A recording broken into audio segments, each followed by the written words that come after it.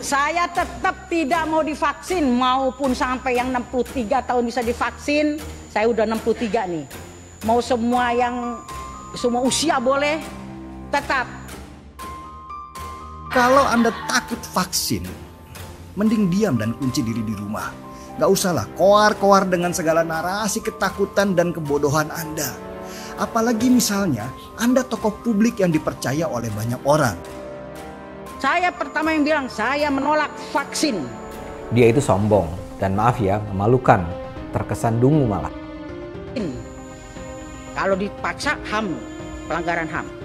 Kalau nggak tahu apa-apa jangan sok-sok kritis toh. Saya cuma bilang, baca dulu. Baik. Tetap, misalnya pun hidup di DKI, semua anak cucu saya dapat sanksi 5 juta, mending gue bayar. Gue jual mobil kek. Bu Ripka, ngawur itu.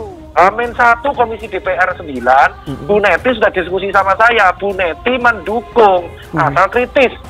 Bu Ripka ini kayak tiba-tiba ngomong Amin 1, saya juga nggak tahu.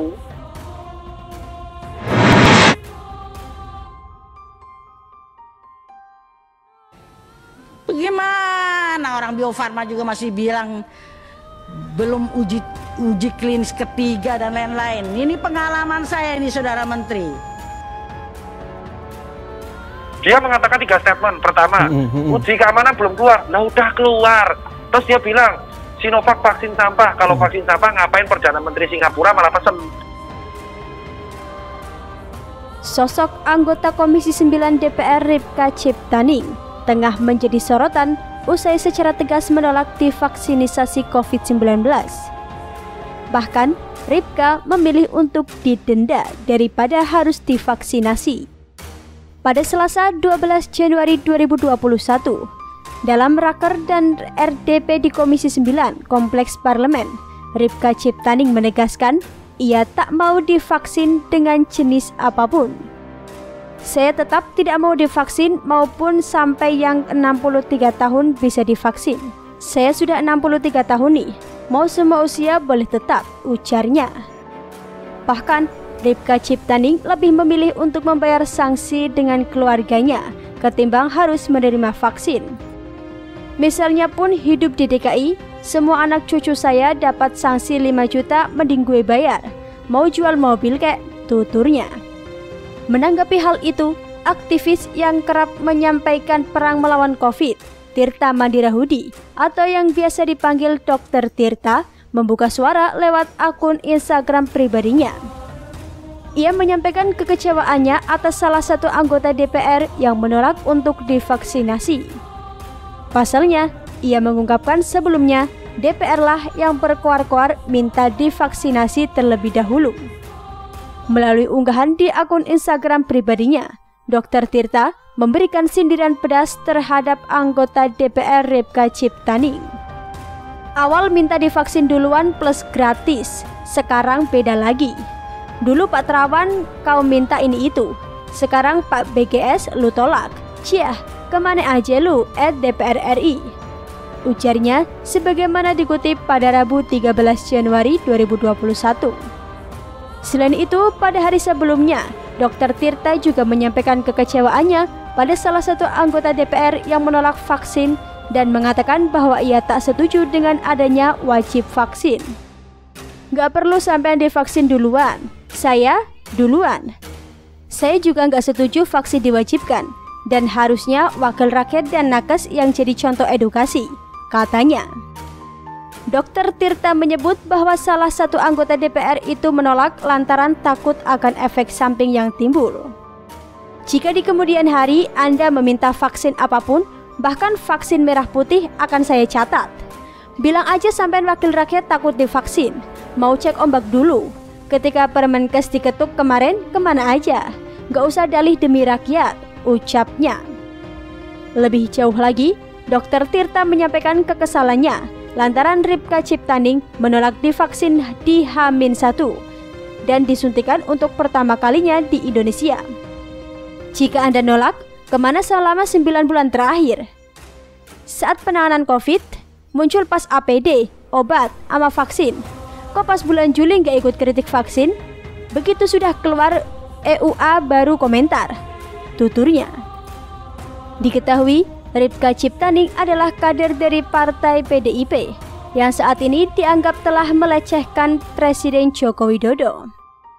Dengan pongah, dia bilang tidak mau dipaksa divaksin anti COVID-19.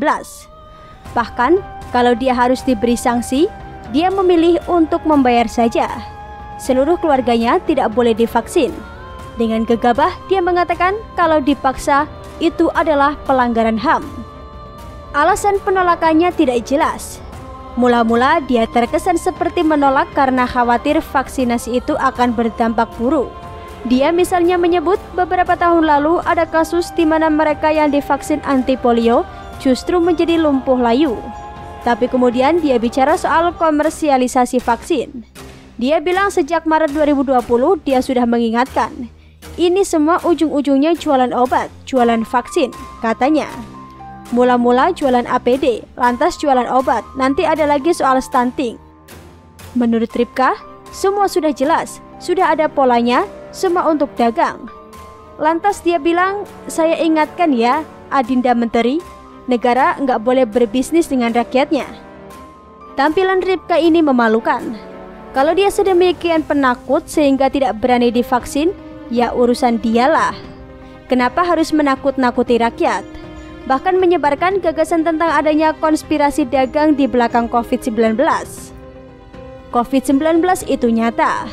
Ada hampir 850.000 orang dinyatakan positif terkena COVID-19 di Indonesia saat ini. Hampir 25.000 orang meninggal dunia. Di dunia diketahui ada 91 juta orang terkena, dan yang meninggal hampir 2 juta. Mungkin saja statistik ini tidak sepenuhnya akurat. Bisa lebih rendah, bisa juga lebih tinggi. Tapi epidemi ini real. Bagaimana mungkin virus ini disepelekan atau dianggap sekadar akal-akalan dagangan obat? Pemerintahan Jokowi mati-matian berusaha memenangkan perang melawan COVID-19. Menurut Menteri Keuangan Sri Mulyani, anggarannya sekitar 70 triliun rupiah. Sementara kalau kita gunakan perhitungan PSI, kalau seluruh penduduk Indonesia harus divaksinasi, angkanya bisa lebih dari 100 triliun rupiah. Ini jelas angka yang bukan main-main. Rupanya, baru-baru ini diketahui Ripka Ciptaning adalah seorang dokter.